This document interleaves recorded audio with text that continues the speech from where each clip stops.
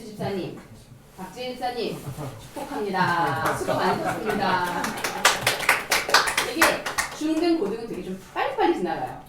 초등 6년이라는 긴 시간이 길게 느껴지는데 아무튼 너무 수고했고 축하하고 사진 속에 이 중에 더 멋져 보이더라고요. 멋졌어. 우리 하율이 드디어 형의 뒤를 쫓아서 우리 6학년이 됐습니다. 우리 하율이 잘 지냈나요? 선생님 눈 좀 맞추죠? 잘 지냈어요? 우리 효진이 여전히 똘똘이 우리 예쁜 효진이 반갑고 오! 우리 막내 이성이가 엄마하고 어디를 즐겁게 갔나 봐요. 우리 예성이가 있는 그곳에서 엄마하고 또 함께하는 이들과 안전하게 즐겁게 잘 지내고 오기를 기도하겠습니다. 자, 우리 지난주부터 우리 글로벌 바꾸기로 했지 우리? 자, 너희들만 하는 거야. 할 수 있겠어? 자, 시작. God bless you. 맞아. God bless you. 우리 뒤를 돌아봐서 우리 집사님께 목사님께 내분님께 해보자. 시작. God bless you. God bless you. 우리 특별히 오늘 오신 우리 성민 형제님 God bless you. 하나님이 축복으로 함께 하시기를 God bless you로 우리 인사를 해봤습니다. 우리 86,400초 매일매일 첫 번째 감사하기, 두 번째 사랑하기. 이번 주에 서로 고백하고 마음에 품고 했나요? 실천했나요? 웃는 거 보니까 아닌 것 같네. 하지만 마음에 사랑하는 마음, 감사하는 마음으로 한 주 하나님이 주신 오늘, 하나님이 주신 하루하루를 소중하게 여긴 지난 한 주였기를 바라고 또 오늘도 오늘 1월 11일 주일 오늘도 사랑합니다. 감사합니다. 사랑합니다. 우리 고백하는 하나님 친구들 되기를 축복합니다. 오늘 말씀을 시작할게요. 와, 엄청난 아름드리 풍성한 나무를 큰 나무를 전사님 오늘 사진으로 첫 사진으로 띄워봤는데 얘들아 이 나무가 혼자 자랄 수 있을까? 이 나무에게 어떤 것들이 공급되어야 할까? 햇빛, 물, 또 바람. 이 나무가 지금 어디에 있지? 땅, 바람, 햇빛, 물, 알맞은 온도. 이거 우리가 대자연에 있는 이런 큰 나무에게 우리가 가서 온도를 이렇게 잴 수 있어? 우리가 햇빛을 위에다가 뭐 조명을 이렇게 쏴서 해줄 수 있어? 누가 해주신 거지? 누가 이 나무를 이렇게 아름드리 멋지게 키우신 거지? 창조주 하나님이 요 하나님 보시기엔 우리가 보기엔 되게 큰 아름드리 나무이지만 하나님이 보시기엔 대자연 가운데 작은 나무이지만 하나님은 이 나무를 키우시기 위해 모든 걸 다 완벽하게 허락하시고 공급하시는. 그래서 우리가 이 큰 나무를 보며 대자연을 보며 우리가 무엇을 기억해야 하냐면 따라해보자. 하나님만이 하늘의 왕이세요. 하나님은 교만하게 행하는 자를 낮추세요. 뒤에 하나님은 교만하게 행하는 자를 낮추세요. 이건 또 어떤 의미인지 오늘 말씀을 통해 우리가 보려고 해요. 하나님만이 온 천지의 주제이시며 왕이시며 창조주이신 하나님이세요. 하나님이 왕이세요. 우린 그런 고백을 대자연을 보며 하나님이 하신 일들을 보며 고백할 수 있어야 해요. 그런데 교만한, 코가 높고 내가 최고야 라고 말했던 한 사람, 지금 계속해서 우리가 그 한 왕을 듣고 있지? 결코 4살이 아닙니다. 그 한 사람의 왕을 우리 오늘도 만나게 될 거예요. 그 사람은 바로 느부갓네살 왕이에요. 느보시니여 저를 좀 도와주세요. 하나님이 아닌 하나님을 모르는 우상을 자기의 이름에 넣어놓고 그 느보신에게 나를 도와주세요. 느보신이여 나와 함께 해주세요. 이렇게 말하는 이 느부갓네살은요 정말 교만한 왕이었어. 이에게 많은 것이 이에게 공급해 주시고 이 왕에게 바벨론이라는 아주 엄청난 대제국을 허락하시고 예루살렘을 포로로 데려올 만큼 이에게 이 느부갓네살에게 엄청난 힘과 권력과 모든 것을 허락하신 분은 하나님이신데 그는 그것을 까먹고 있어. 근데 얘들아 우리 2주 전 기억해 보면 우리 사드락, 메삭, 아벳느고 기억하지? 다니엘의 세 친구가 어디에 들어갔지? 풀무불, 그치? 풀무불, 불구덩이. 큰 이 느부갓네살이 내가 최고야. 나의 만든 그 금신상에게 모두가 다 나팔이 울릴 때 절해야 해 라고 했던 그 신상 앞에 절하지 않았던 딱 세 사람. 사드락, 메삭, 아벳느고가 풀무불에 들어갔는데 그때 풀무불에서 죽었나요? 하나님의 아들 예수님과 함께 있는 4명이 그 풀무불 안에 있는 모습을 이 느부갓네살은 보면서 정말 하나님이 너희들과 함께 하시는구나 라는 걸 고백하면서 하나님을 높였어. 그런데 다시 느부갓네살은 자기의 제국을 보면서 이 모든 건 다 내가 한 거야. 내가 이 나라를 세웠어. 라고 그런 교만한 마음을 갖고 있는 거지. 그런데 얘들아 이 느부갓네살이 첫 번째 꾸었던 꿈 기억하지? 꿈 꿨던 거 기억하지? 그런데 두 번째 또 꿈을 오늘 꾸게 돼. 느부갓네살이 그런 교만한 마음으로 하루하루를 사는 가운데 느부갓네살 왕이 또 엄청난 선명한 꿈을 꾸게 돼. 근데 그 꿈을 꾸고 나서 눈을 딱 떴는데 너무 두렵고 너무 불안한 거야. 그래서 모든 마술사, 마법사, 술객들, 그런 제사장들 다 불러가지고 그들에게 이번에는 자기의 꿈을 얘기했어. 근데 그 꿈을 해석할 수 있을까 없을까? 그 사람들은 하나님의 말씀도 모르고 하나님을 알지 못하기 때문에 결코 그 꿈을 해석할 수 없었어. 그런 가운데 느부갓네살이 생각한 사람이 있는데 그 전에 어떤 꿈이었는지를 먼저 간단하게 설명해 줄게. 느부갓네살이 꿈을 꾸었는데 여기도 엄청난 아름드리 나무가 나오네. 이 엄청난 꿈속에 본 이 나무는 많은 동물들, 많은 새들이 이 나무에 와서 먹을 거를 충분히 먹고 너무너무 행복한 그런 모습을 꿈을 꾸게 돼. 그런데 조금 있다가 누가 나타나냐면 꿈에 천사가 나타나서 천사가 외쳐. 저 나무를 베어라! 저 나무를 베어라! 그러면서 뭐만 남겨놓으라고 했냐면 나무 밑둥. 얘들아 나무를 베면 밑에 이런 그루터기가 남지. 이런 그루터기, 나이테가 보이는 이 그루터기만 밑둥만 남겨놓으라는 그런 외침을 꿈에서 들어. 눈을 딱 뜨고 났는데 너무 두려운 거야. 불안에 쌓이는데 이게 도대체 무슨 꿈인지 어떤 의미인지 알 수가 없으니 두렵고 떨리는 마음으로 술객들과 마술사들을 다 불러서 물어봤지만 아무도 그 대답을 이 해석을 할 수 없었어. 그때 누가 생각났을까? 첫 번째 꿈을 해석해 주었던 하나님이 거룩한 하나님의 영이 함께 하시는 다니엘. 그 시대에 이 바벨론 나라의 이름으로 벨드사살이라는 이름으로 다니엘의 이름은 불렸거든. 벨드사살을 불렀어. 그리고 그에게 너는 거룩한 영이 너의 속에 있지 않니? 내 이 꿈을 해석해 줘 라고 얘기해. 다니엘은 그 꿈 이야기를 다 듣고 그 꿈을 듣고 나서 이제 왕에게 지금 이 해석한 걸 하나님의 사람이니 하나님의 말씀을 알고 있는 다니엘이 이 꿈의 의미를 알까 모를까? 알고 있었지. 다니엘은 아주 조심스럽게 느부갓네살 왕에게 이 꿈을 설명해 주었어.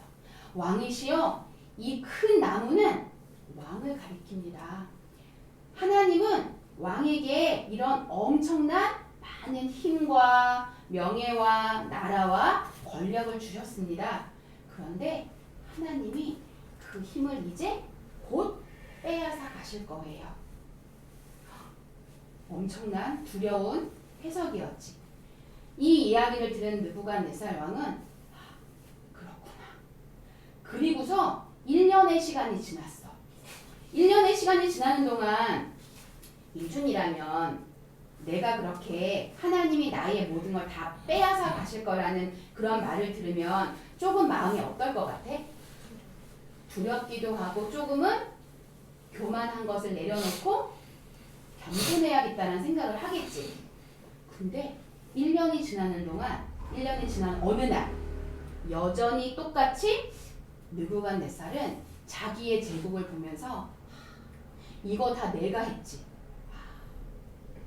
내가 이 나라를 지었고 이 나라를 세웠고 이 부강한 이 모든 군사력과 나라의 부유한 것을 다 내가 했어 라는 또 그런 교만한 마음이 욱하고 느부갓네살 왕의 마음에 가득했어. 그때 어떤 일이 일어났냐면 하나님이 느부갓네살의 그 모든 빼앗아 가시겠다고 했던 그 힘을 다 앗아가시고 어떤 일이 일어나게 됐냐면 전사님은 사실 이 모습을 보면서 참 두렵구나. 어떻게 사람이 이렇게 될 수 있지? 이거는 그 꿈을 통해 다니엘이 느부갓네살 왕에게 했던 말이야. 느부갓네살은 이런 짐승처럼 머리는 완전히 이슬에 매일 바깥에 왕궁이 아니라 바깥에 사니까 매일 머리는 이슬에 젖고 소처럼 풀을 뜯어먹고 그리고 손톱과 발톱이 길어지고 완전히 짐승처럼 그리고 몸엔 털이 나고 완전히 사람 아닌 짐승의 모습으로 느부갓네살은 그렇게 높은 왕의 자리에 있던 느부갓네살은 하루아침에 완전히 나락으로 떨어지는 이런 일을 겪게 돼. 이 일을 약 얼마 동안 이 상황으로 지냈을까? 7년 동안. 7년 동안 이렇게 느부갓네살 왕은 짐승처럼 지냈어. 그러는 동안 그 다음 느부갓네살을 하나님이 정말 하나님은 심판하시지만 또 회복하시는 하나님이셔. 이 느부갓네살을 7년 동안 그렇게 짐승처럼 완전히 멸망한 가운데 살도록 놔두시고 그리고 다시 느부갓네살은 회복이 되었어. 그러면서 느부갓네살은 누구를 찬양했을까? 하나님을 찬양했어. 사실 느부갓네살은 하나님을 믿지 않는 이방신을 섬기는 그런 왕임에도 불구하고 이때에는 느부갓네살이 이렇게 믿음의 고백을 했어. 우리 전사님이 까만 거 읽으면 너희가 빨간 데를 읽자. 그러므로 지금 나 느부갓네살은 하늘의 왕을 찬양하며 찬송하며 경배하노니 그의 일이 다 진실하고 그의 행하심이 의로우심으로 교만하게 행하는 자를 그가 능히 낮추시니라. 다니엘 4장 37절 말씀. 아멘. 우리 하나님은 하늘의 왕이세요. 하나님은 교만한 자를 낮추시는 하나님이세요라는 우리 메시지를 맨 처음에 우리 고백했었지. 이 말씀이야.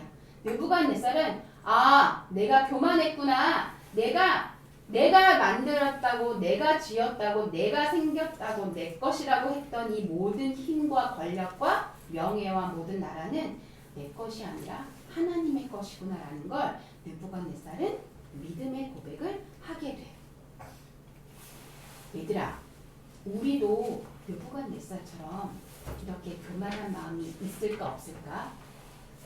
우리 마음 안에도 있어. 내가 열심히 공부했으니 시험 잘 봤어.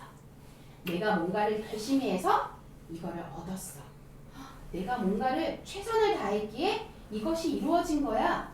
우리 이렇게 생각할 수 있지만 아니, 작은 식물이 하나님의 돌보심, 창조주 하나님의 돌보심이 없으면 그 식물이 죽을 수밖에 없는 것처럼 우리의 삶 속에 하나님이 우리를 한순간도 돕지 않으시고 우리를 지키지 않으시면 우리는 살 수 없어. 그런 우리가 하나님 앞에 이런 겸손함, 교만한 모습이 아니라 교만한 마음이 아니라 좀 나보다 낮은 친구를 보면서 나보다 잘 못하는 친구를 보면서 내가 너보다는 잘하지 이런 교만한 마음, 다른 누군가를 무시하거나 비교하는 마음이 아니라 하나님 제가 오늘 죄인입니다. 하나님, 저는 하나님의 말씀을 보면서 하나님 제 힘으로 할 수 있는 게 아무것도 없어요. 저에게 지혜를 주시는 분은 하나님이십니다. 저에게 소중한 가족을 주시고 저에게 건강한 건강을 주신 소중한 건강을 주신 분은 하나님이세요. 제가 건강을 잃었을 때에도 가족과 어려운 갈등 가운데 있을 때에도 하나님 제 마음을 지켜주세요. 제가 건강을 회복하고 하나님의 아들 딸로 잘 살아가도록 하나님 도와주세요. 이렇게 우리 겸손한 마음으로 하나님 앞에 나아가는 우리 하단 친구들이 되기를 축복합니다. 우리 오늘의 메시지를 같이 함께 전사님이 하나님만이 하나님은 외치면 뒷부분을 우리 친구들이 외쳐보자. 하나님만이 하늘의 왕이세요. 하나님은 교만하게 행하는 자를 낮추세요. 하늘의 왕이시며 교만한 자를 낮추시는 하나님을 기억하며 한 주도 겸손하게 살아가는 하담 친구들이 되기를 바라요. 전사님이 까만 글씨의 기도문을 먼저 읽겠습니다. 하나님 아버지 감사합니다. 자신이 큰 나무라고 생각하고 교만했던 느부갓네살 왕이 7년의 고난을 통해 하나님만이 하늘의 왕이신 것을 알았어요. 저들도 하나님만이 하늘의 왕이신 것을 잊지 않게 해주세요. 우리 주변에 연약한 친구들과 도움이 필요한 친구들을 보며 교만하지 않게 해주세요. 우리를 높이시고 붙드시는 하나님께 감사하고 겸손히 하나님만 높이게 해주세요. 친구들과 서로 돕고 세워가며 하나님을 기쁘시게 하는 우리가 되도록 도와주세요. 예수님의 이름으로 기도합니다. 아멘.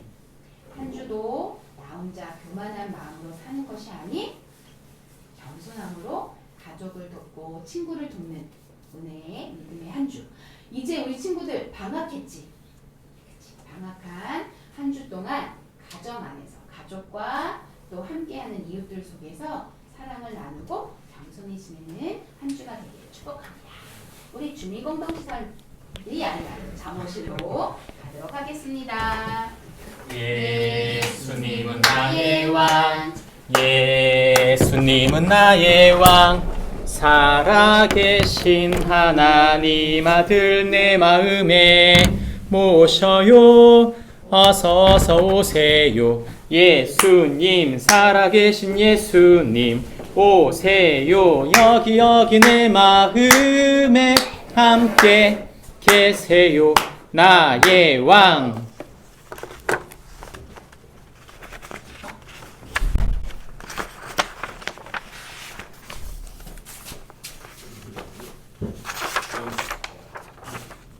아멘.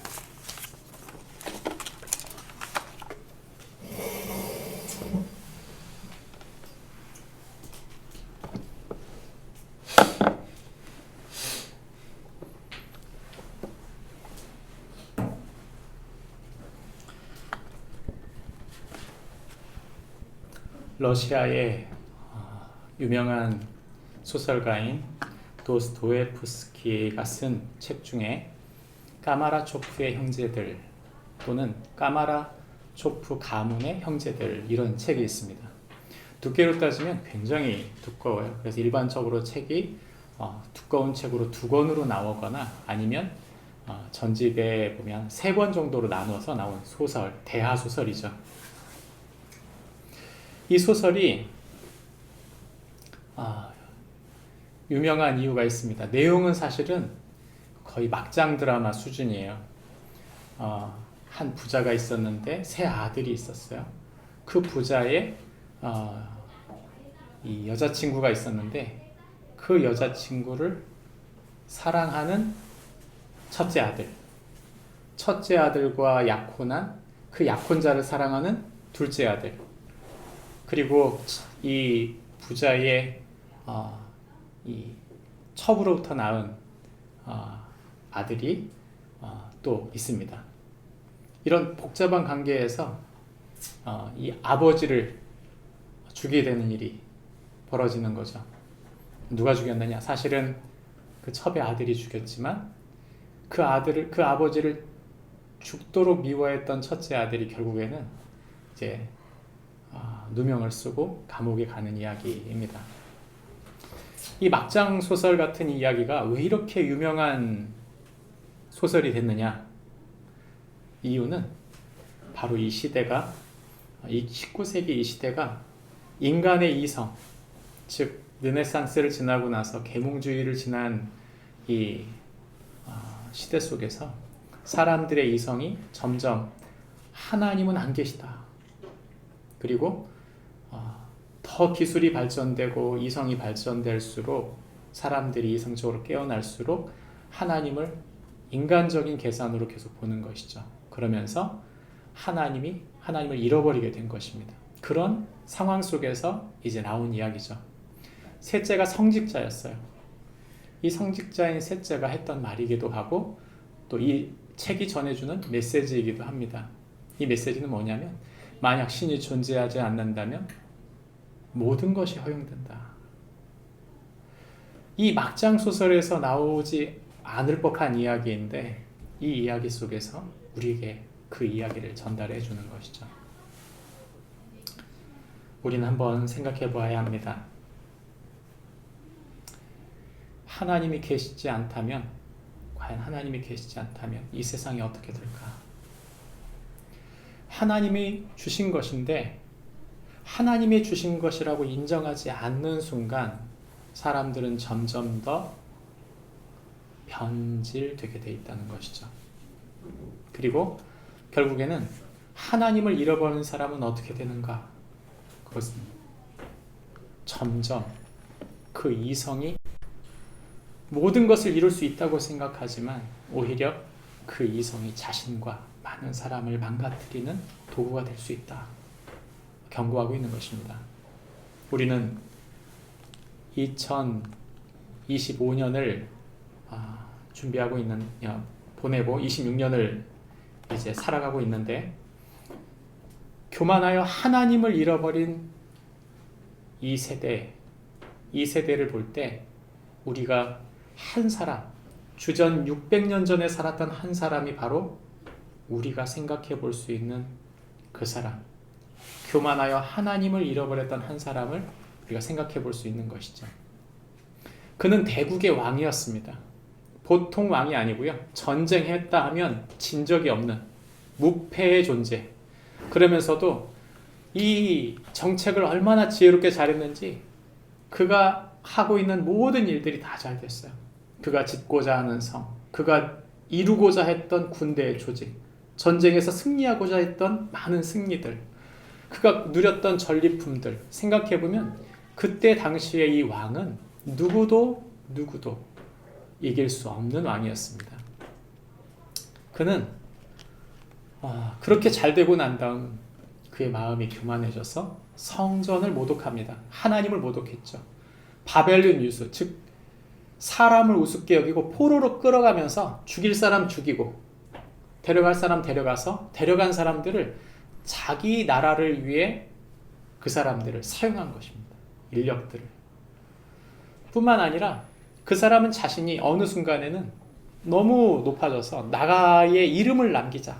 그래서 자기의 형상을 크게 올려서 사람들에게 절할 수 있도록, 절하지 않으면 불구덩이에 갖다 던지는 그런 일을 한 사람이기도 합니다. 어찌 보면 힘이 있으면 그럴 수 있다. 근데 여러분 중요한 건 뭐냐면 그가 이 정점, 모든 것을 가졌다고 생각한 그 정점에 길을 잃었다는 것입니다. 여러분 우리는 내가 모든 것을 이루었다고 생각하는 정점에서 길을 잃을 수 있습니다. 아니 내가 그 모든 것을 다 이루지 않았어도 내가 조금밖에 이루지 못했어도 길을 잃어버릴 수 있는 것이죠. 제가 지금 하고 있는 말이 맞는 말입니까? 저는 얼마든지 맞다고 생각합니다. 왜냐하면 우리는 2025년을 열심히 살았어요. 그리고 26년을 살면서 우리 스스로를 생각해 봅니다. 나는 길을 잃어버리지 않을 거야. 여러분 묻고 싶어요. 장담할 수 있습니까? 후회하지 않을 자신이 있습니까? 우리는 또 길을 잃어버리고 잘하다가도 길을 잃어버리는 사람들 아닙니까? 길을 잃어버리는 사람들. 우리는 사실 세상을 살아가는 동안 이 길이 맞다고 사람들이 말하지만 사람들은 점점 길을 잃어버리고 있는 게 사실이에요. 요즘에 가장 유행하는 AI. 사람들이 끊임없이 물어봅니다. 저는요, AI에 대한 부정적인 생각을 많이 갖고 있던 사람인데 최근에 그 송영길 저자, 송영길 대표가 하는 말을 들어보고 나서 생각이 바뀌었어요. 아, 적극적으로 써야 되겠구나. 최선을 다해 써야 되겠구나. 그러나 제가 만약에 일반적인 사람들과 같이 그냥 그 질문만 던지고 거기에 대해서 유익만 얻고 끝난다면 그건 절대 아니다. 왜냐? 우리는 AI를 의존하며 살게 될 거예요. 여러분, 그건 하나님이 AI를 주신 목적이 아닙니다. AI를 잘 써서 하나님께 영광이 되는 더 큰 하나님의 뜻이 무엇인가를 이루기 위해 그걸 써야지, 그걸 통해 내 유익만을 쫓아 살게 된다면 우린 또 길을 잃어버릴 수 있게 되는 거죠. 우리는 길을 잃어버리는 사람들입니다. 어떻게 하면 길을 잃었을 때 다시 세워질 수 있을까요? 오늘 우리는 그에 대한 해답을 성경 말씀 다니엘서 4장 4절부터 9절에서 찾으려고 합니다. 말씀을 나누어서 읽습니다. 나 늙은 내 쌀이 내 집에 편히 있으며 내 궁에서 평강할 때에 하나님을 보고 그로 말미암아 두려워하였으니 곧 내 침상에서 생각하는 것과 머릿속으로 가는 환상으로 말미암아 범인이 하였노라. 이러므로 내가 명령을 내려 바벨론의 모든 지혜자들을 내 앞에 불러다가 그 꿈의 해석을 내게 알게 하라 하였더라. 그때 박수와 술객과 갈대아 술사와 전쟁이가 들어왔으므로 내가 그 꿈을 그들에게 말하였으나 그들이 그 해석을 내게 알려주지 못하였느니라. 그 후에 다니엘이 내 앞에 들어왔으니 그는 내 신의 이름을 따라 벨드사살이라 이름한 자요 그의 안에는 거룩한 신들의 영이 있는 자라. 내가 그에게 꿈을 말하여 이르되 수장 벨드사살아, 내 안에 거룩한 신들의 영이 있은즉 어떤 은밀한 것이라도 내게는 어려운 것이 없는 줄을 내가 아노니 내 꿈을 본 상승을 내게 말하라. 아멘.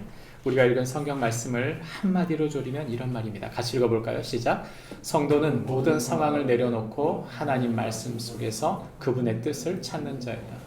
성도는 모든 상황을 내려놓고 하나님 말씀 속에서 그분의 뜻을 찾는 자이다 말합니다. 목사님, 왜 느부갓네살이 꾼 꿈 이야기의 벨드사살의 해석을 왜 성경으로 가져옵니까? 여러분이 질문한다면 아주 단순합니다. 유대인은 13살만 되면 토라, 즉 창세기부터 신명기까지 기본적으로 다 외웁니다. 그런데 이 벨드사살, 다니엘은 특별히 하나님의 은밀한 것을 아는 자다 성경은 말해요. 성경 말씀을 통해 하나님이 그에게 말씀하고 있는 말씀을 풀어내고 하나님이 뜻하신 계획을 이게 맞는지를 묵상하면서 찾아가는 사람이라는 뜻입니다. 많은 사람들이 기독교인들을 착각해요. 기독교인은 성경에 세뇌된 사람들이다. 기독교 목사님 말씀에 세뇌된 사람들이다. 어디에도 완벽한 목사가 없고요. 제가 많은 성경 주석을 보는데 어디에도 완벽한 주석은 존재하지 않습니다. 그러면 성경을 완벽하게 해석할 수 있는 게 누굴까요? 전 단 한 분밖에 없다고 믿습니다. 그 성경을 쓰신 하나님, 그분 한 분만 정확한 거예요. 그러므로 우리가 성경을 읽는다는 말, 우리가 하나님 말씀을 따른다는 말은 그 성경의 저자이신 하나님이 그 성경 말씀을 통해 우리에게 말씀하실 것을, 그것을 믿는 것입니다. 그 목사님의 말씀에 세뇌된 게 아니고요. 성경 말씀 조금 안다고 내가 그냥 나불대는 게 아니에요. 그 성경 말씀을 통해 하나님이 내게 말씀할 것이 있다고 믿고 그 말씀을 붙들고 사는 것입니다. 그렇게 산 사람이 다니엘이에요. 즉 하나님 말씀을 깊이 묵상하고 그 말씀 속에서 하나님이 내게 주실 것을 끊임없이 기다리고 그 길을 찾았던 다니엘에게 하나님이 말씀하신 것이죠. 그러므로 다니엘이 하는 말에 대해 성경 말씀을 보면 놀랍게 이루어진 것이 얼마나 많은지, 특별히 이 느부갓네살 같은 경우에 더더욱 다니엘에게 의존할 수밖에 없는 상황인 것입니다. 다니엘서 13장밖에 안 되는 이 짧은 장 속에서 다니엘서가 우리에게 주고 있는 메시지는 뭡니까? 하나님의 플랜, 하나님의 계획이에요. 하나님은 우리를 향해 계획을 가지고 계신다. 여러분, 우리는 1년이 딱 시작되면 계획을 세웁니다. 오늘 한 해 이것을 하겠다. 내가 이런 일들을 하겠다. 이런 업무들을, 이런 사업들을 준비하겠다. 근데 여러분, 성경은 말합니다. 그 모든 사업들조차도 하나님은 계획이 함께 계신다. 내가 아무리 탁월하게 생각해도 해 아래 새 것이 없어요. 하나님은 그 모든 계획 속에 함께 계십니다. 문제는 그 모든 계획에 함께 계신 하나님께 맡기지 않은 채 내 계획이라고 착각하는 순간 많은 그리스도인들이 월요일 날 포맷돼 버리는 거예요. 아, 하나님 계획은 어제 주일에 끝났고 월요일 날 시작하는 이 업무와 계획 속에는 하나님 계시지 않다. 그게 바로 신성모독입니다. 그게 바로 한국 기독교가 핍박받는 이유고, 그게 바로 우리가 우리의 삶 속에서 하나님이 일하시는 것을 경험하지 못하게 만드는 우리 자아, 우리의 취미 생활로 여기는 신앙생활 정도의 수준이 되는 것입니다. 왜 이 제국의 왕이 다니엘에게 물었습니까? 하나님의 살아계신 말씀이 그 속에 살아있었기 때문에, 그를 깨우는 사람이기 때문에 그 말을 듣게 된 것이죠. 그러므로 느부갓네살이 가지고 있었던 그의 많은 성공과 지식과 지혜, 그 앞에서 하나님의 말씀은 그 모든 걸 깨고 하나님의 말씀이 그를 다시 일으키게 되는 것이죠. 우리는 세상의 길, 세상에 갖고 있는 방법, 세상의 지혜로는 반드시 무너지게 되어 있습니다. 이전엔 통했을지 모르지만 시간이 지나면 또 통하지 않아요. 다니엘서의 전체 핵심에서 우리는 지금 다니엘서를 계속 쪼개서 오늘 4번째 이야기합니다. 다니엘서의 이야기 속에서 우리가 4장까지 나오는 한 인물이 나타나죠. 그게 바로 느부갓네살입니다. 이 느부갓네살의 왕의 입장에서 생각해 보면 그는 44년의 통치 속에서 많은 나라를 정복한 대국의 왕입니다. 그러니 그는 하나님과 상관이 없다 생각할 수 있지만 거꾸로예요. 그가 하나님을 믿지 않는 사람임에도 하나님은 그를 사용하셨다. 그래서 이 예레미야 25장 9절 말씀에는 그를 나의 종이라고 표현합니다. 느부갓네살을 나의 종이라고 말했어요.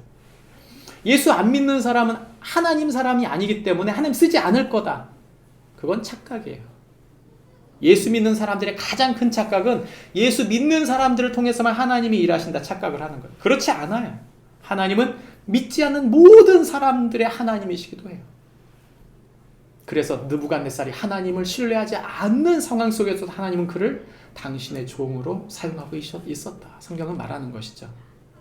그런 느부갓네살이 1장에서는 다니엘의 말씀을 붙든 다니엘의 정결과 거룩함과 충돌하게 되고, 2장에서는 자신의 꿈을 통해서 하나님이 나타나실 때 자신의 그 아무도 모르는 꿈 속에 다니엘의 그 꿈을 보여주고 해석했을 때 그가 앞으로 나아갈 미래, 나라들의 미래에 대한 이야기를 하나님께 들었을 때 하나님은 내가 생각하는 것 훨씬 이상을 초월하신 분인 것을 경험하게 되는 거죠. 3장에서는 자신의 신상을 세워놓고 절하지 않으면 불구덩이에 넣겠다고 그랬는데 그 불구덩이에 넣었던 다니엘의 세 친구 속에 하나님의 아들이 그 안에 있는 것을 다 이 느부갓네살만 보았어요. 그리고 그들을 살릴 뿐 아니라 하나님은 진정한 하늘의 하나님이시다. 그는 고백할 수밖에 없었던 것입니다. 이런 많은 일들을 경험했음에도 불구하고 이 느부갓네살 마음속에는 내 인생은 나의 것이다. 나는 내가 원한 대로 산다. 그 중심이 변하지 않은 것입니다. 그래서 그 느부갓네살에게 하나님이 이 다니엘을 통해 말씀하고 있는 것이죠. 하나님은 결국 하나님을 바라봤다가 등졌다가를 반복하는 이 느부갓네살을 최종적으로 완전히 한번 꺾기로 결정하신 거예요. 지금까지는 느부갓네살 몸에 그의 삶에 손을 대지 않았습니다. 그러나 이제는 직접적으로 개입하시는 것이죠. 여러분, 우리가 하나님 말씀을 안 들으면 어떻게 할까요? 직접적으로 개입하십니다. 여러분, 그건 축복이에요.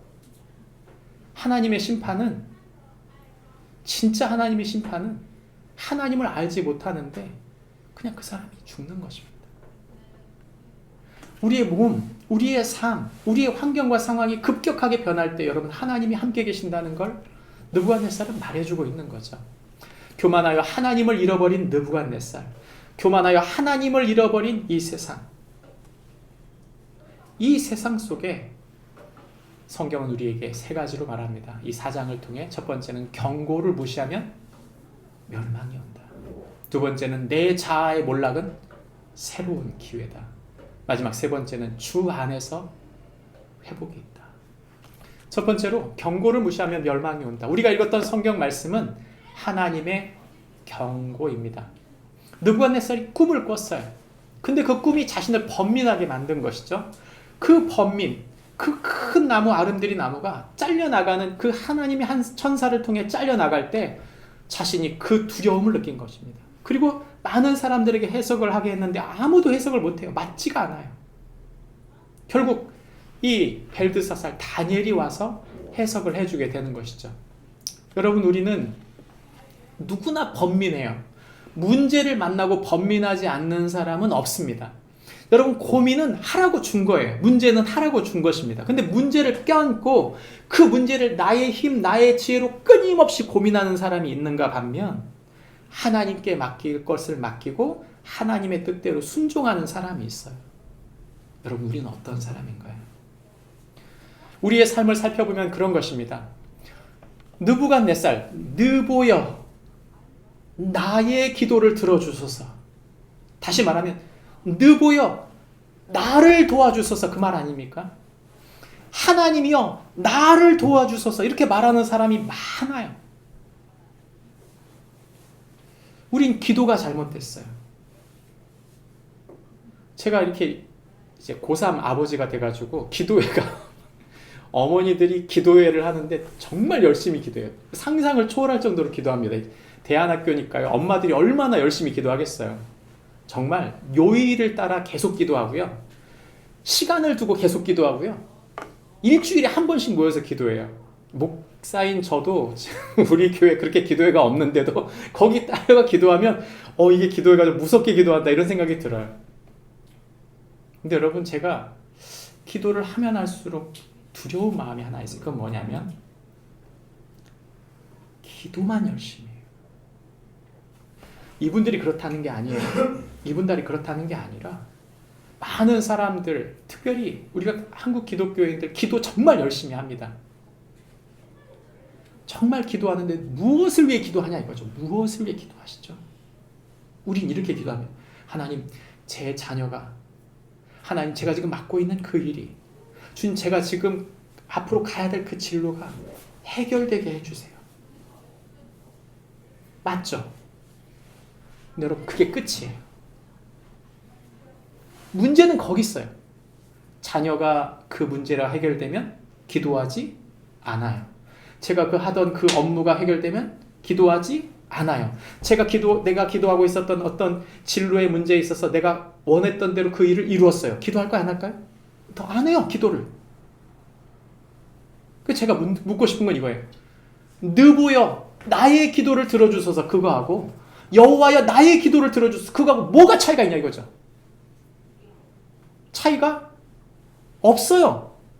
기도 열심히 말한다고 해놓고 기도 열심히 하는 기도에 보면 핵심에 하나님이 뜻을 찾는 것도 아니고 하나님이 나의 삶을 개입하는 것도 아니고 그 하나님께 내 삶을 맡겨서 내 삶에 어떤 변화가 이루어지는 것도 아닙니다. 그냥 하나님은 살아계셔. 살아계시죠. 그게 끝인 거예요. 느보가 바로 그런 사람입니다.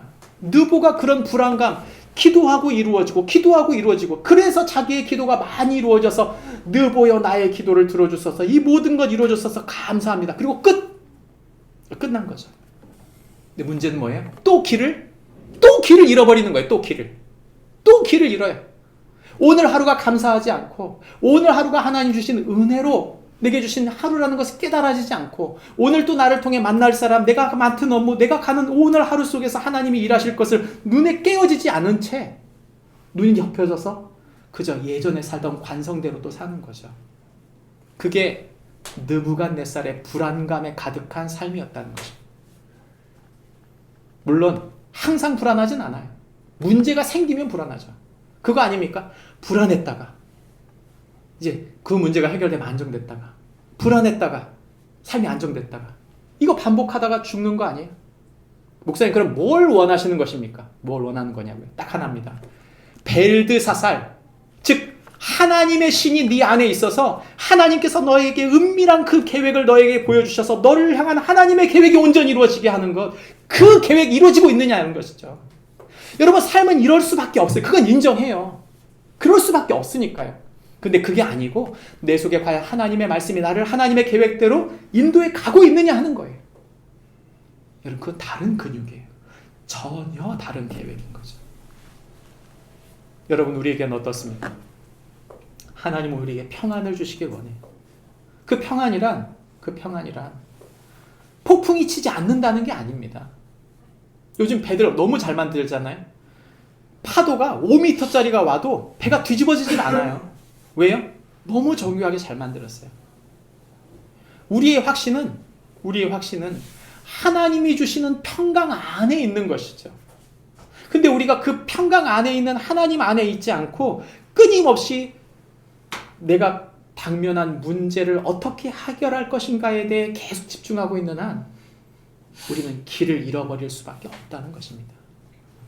내 마음에 순종치 않는 느부갓네살은 무엇입니까? 내 마음 속에 하나님께 온전히 맡기지 못한 채 끊임없이 요동치게 만드는 건 뭡니까? 내게 주신 사람 중에 느부갓네살은 누구입니까? 내가 그 사람을 어떻게 도와야 될까요? 다니엘. 성경은 우리에게 말합니다. 하나님의 신이 네 안에 있어야 된다.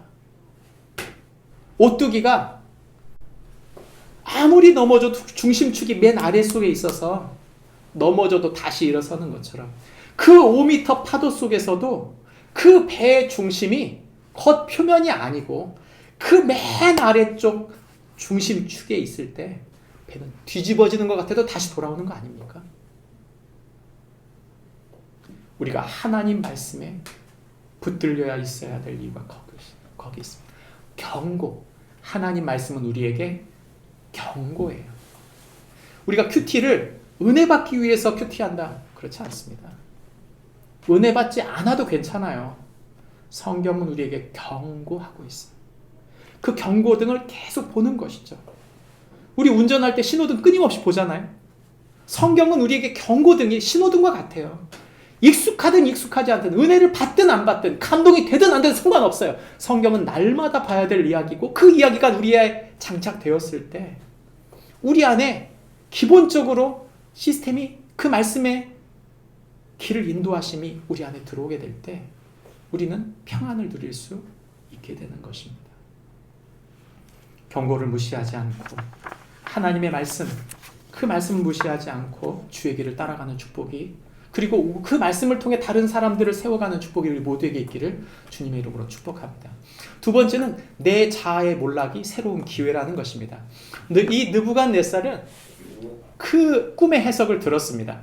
그 꿈의 해석을 듣고 29절에 보면 12달, 1년이 지났어요. 1년이 지나고 난 다음 어느 날 그가 지붕 위에서 그 왕궁 지붕에서 말합니다.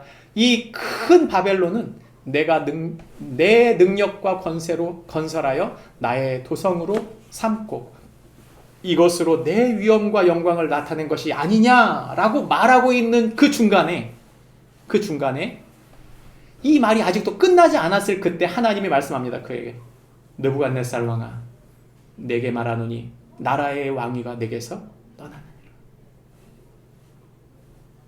하나님이 이미 경고했고 그 말씀을 경고를 무시했을 때 하나님은 그에게 결정적인 데미지, 이제는 더 이상 답이 없는 완전한 데미지를 그에게 주는 것이죠.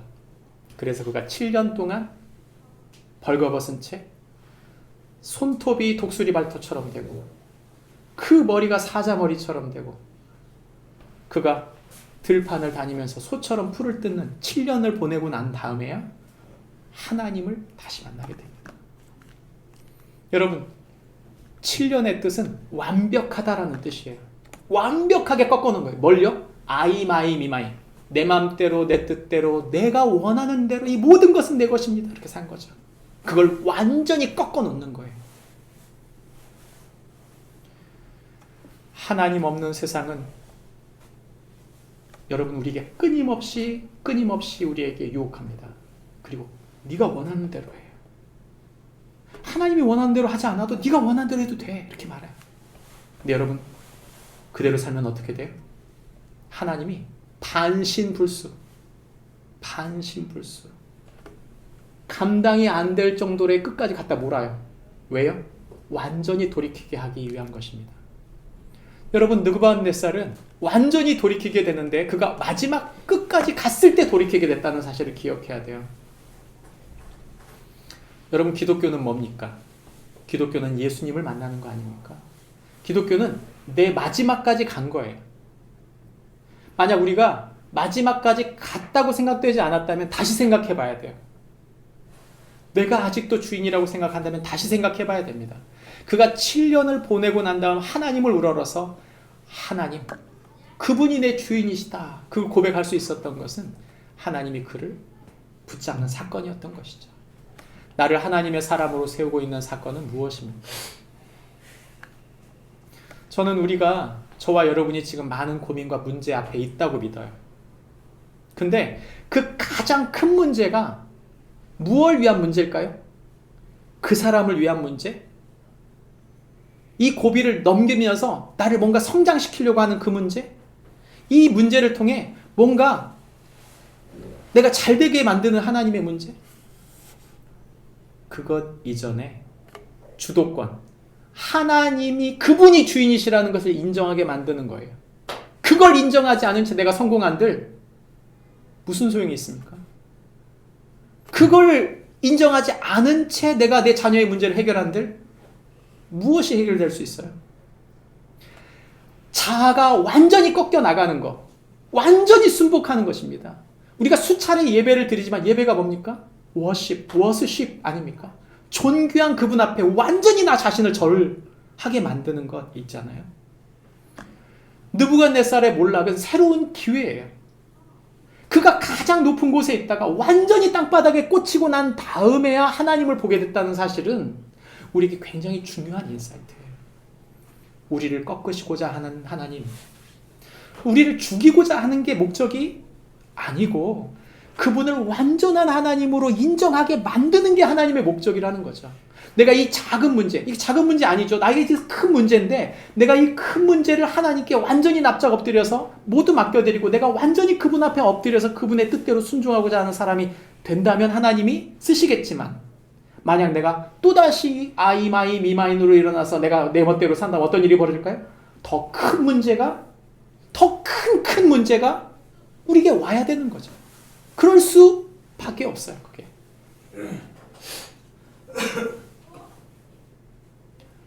제가 새 아이를 키우면서 느끼는 게 하나 있어요. 그건 뭐냐면 고난이 아이를 키운다는 거예요. 고난이. 몇 마디 경고를 해요. 안 듣잖아요.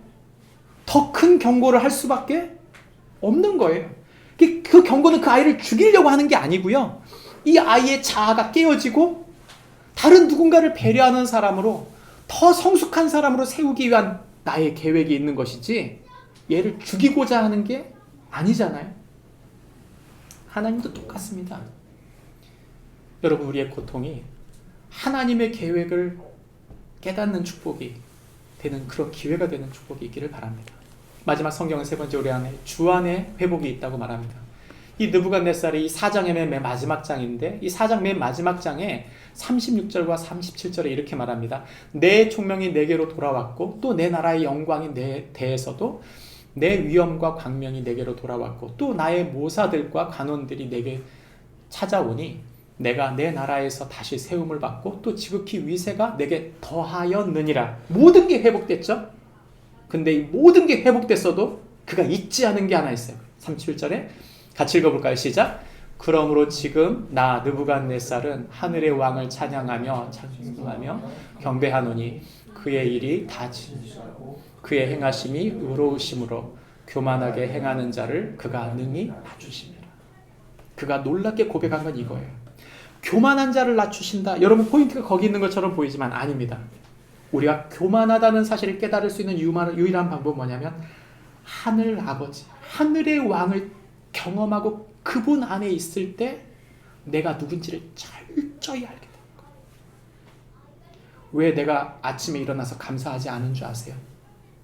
왜 내가 이 작은 일들 속에서 분이 나고 화가 나고 내가 원하는 것이 이루어지지 않을 때 막 모든 걸 다 뒤집고 싶은 그런 마음이 일어나는지 왜 그런 줄 아십니까? 그 하늘 아버지, 그 하늘 왕이 내게 오늘 허락하신 하루 속에서 하나님이 정교하게 당신의 뜻을 이루어간다고 믿고 있지 않기 때문이에요. 않기 때문에 말씀을 내주려고 합니다. 느부갓네살, 그의 삶 속에 하나님은 일하고 계십니다.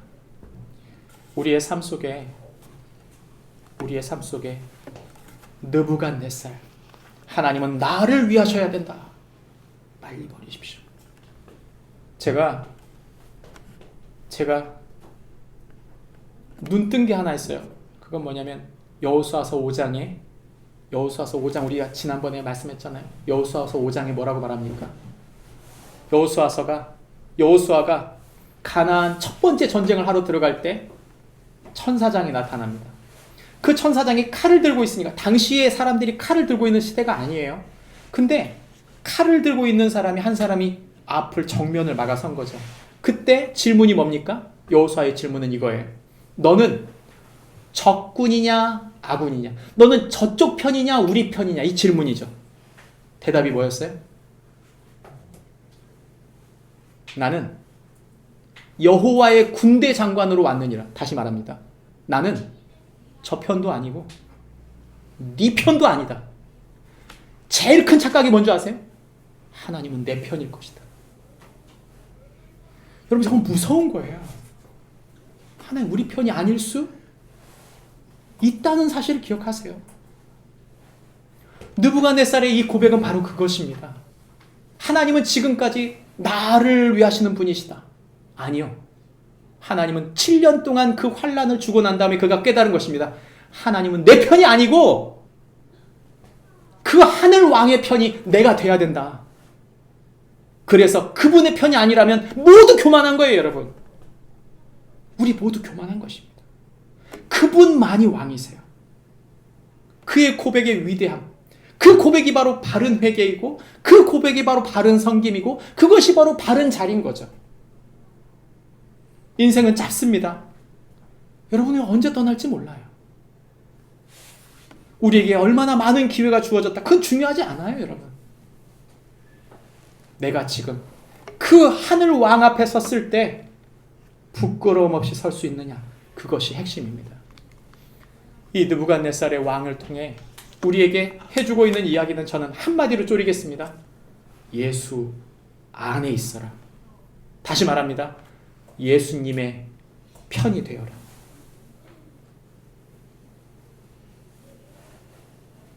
제가 작은 교회 공동체를 섬기고 많은 사역자를 만나고 많은 성도들을 만나고 믿지 않는 많은 사람들을 만나는 동안 제 포인트는 딱 하나입니다. 이 사람이, 이 교회가, 이 성도가, 이 믿지 않는 사람이 예수님을 위하는 것인가? 만약 이 사람이 예수님을 알지 못하면서도 예수님을 위하는 사람이라면 그는 예수님 사람. 반면 그 교회가 예수님을 위하고 있지 않다면 그건 예수님의 교회가 아니에요.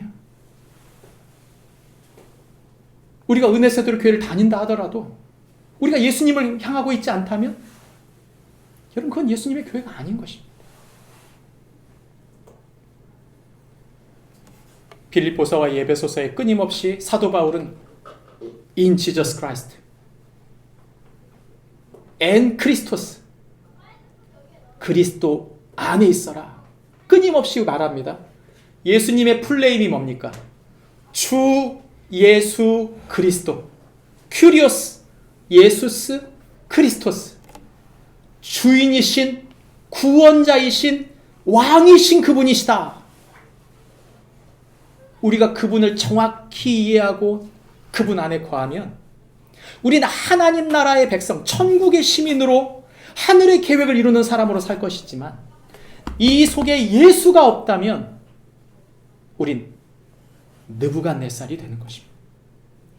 저와 여러분 속에 그 예수님의 날, 그 날이 곧 올 텐데 그 날에 부끄러움이 없이 살아가는 축복이 우리 모두에게 있기를 주님의 이름으로 축복합니다. 기도하겠습니다. 우리 말씀을 생각하시면서 함께 기도했으면 좋겠습니다. 세상은 길을 잃어버리는 세상입니다. 교만하여 하나님을 잃어버린 세상. 교만은 다른 것이 아닙니다. 하나님이 없고 하나님이 없기 때문에 길을 잃어버린 것입니다. 길을 잃어버리는 세상 속에 우리가 기억해야 합니다. 하나님 말씀, 그 말씀을 무시하면 멸망이 있습니다. 우리가 무너질 때 그 문제가 끝이 아니라 하나님이